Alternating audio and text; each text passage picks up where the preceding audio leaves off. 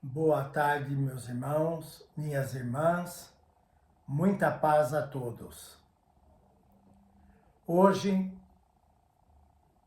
é o nosso segundo encontro de 2025 e estamos na semana do D15,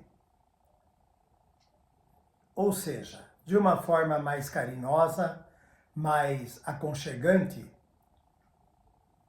o dia da nossa sessão de cura, que ocorrerá agora, sexta-feira, depois de amanhã.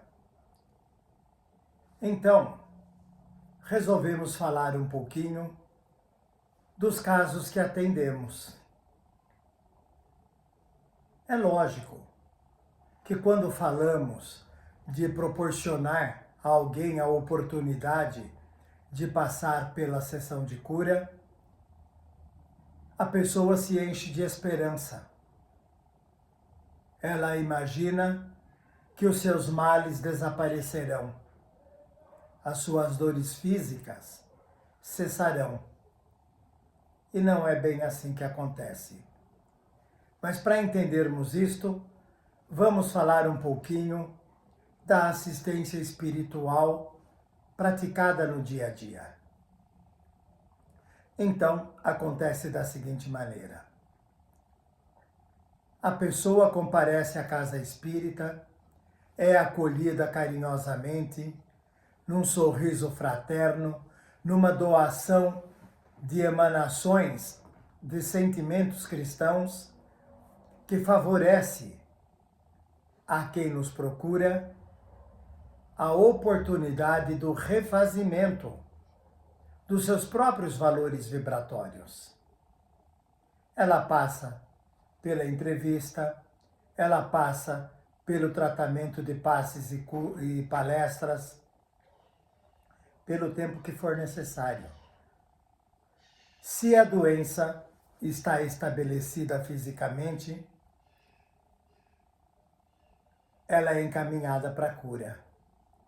Cura que acontece no sentido de sessão específica, de intervenção específica dos seres espirituais para curar, para eliminar as doenças do corpo de alguém. Bem, consideremos aí que temos o problema emocional. As dores, as doenças criadas pelo mental são normalmente eliminadas com os passes e palestras. Então, no dia a dia, já processamos um grande efeito curador em nossos irmãos. Existe também a doença que se estabeleceu no corpo físico. Doenças de origem emocional. Doenças que foram absorvidas de energias projetadas no espaço por aquele perispírito, por aquele espírito, por aquele ser humano, num determinado espaço de tempo. Essas doenças são absolutamente passíveis de cura. E um grande contingente de pessoas são reconhecidamente gratas aos seres espirituais, a Deus, a Jesus e a nós também, por terem obtido a felicidade da cura. Mas também existem as doenças de origem retificadora do projeto de evolução de cada pessoa. Essas doenças têm origem na deformação das vibrações que aquele ser projetou através do tempo. E essas energias deletérias têm que ser eliminadas para que aquele espírito se restabeleça. são as doenças que chamaremos de, entre aspas, incuráveis. A pessoa não consegue se livrar através de tratamentos médicos, através de tratamentos espirituais. Aquela coisa continua fazendo com que a pessoa sofra. Quando temos um caso deste, sentimos também que somos impotentes, que não conseguimos dar ao nosso irmão a alegria de ver-se curado. Calma, meus irmãos, isso não pode acontecer, porque precisamos ter consciência, conhecimento de que nem tudo será curado. Jesus, de uma forma sábia, dizia assim: a tua fé te curou. E muitos outros não foram curados. Quanto a nós, em função da nossa boa vontade, do nosso desejo de ajudar, os seres espirituais deixam claro o seguinte: todo pedido que é feito à casa espírita é transformado de alguma forma em socorro para aquele que pede. Ou seja, pode não haver a cura, mas as dores da doença, ou as dores que a doença provoca, são diminuídas, passam a ser toleráveis. A pessoa continuará doente, mas terá menos sofrimento a enfrentar. Vejam também que há um outro aspecto interessante. Com as sessões de cura, os seres espirituais conseguem aprumar o perispírito,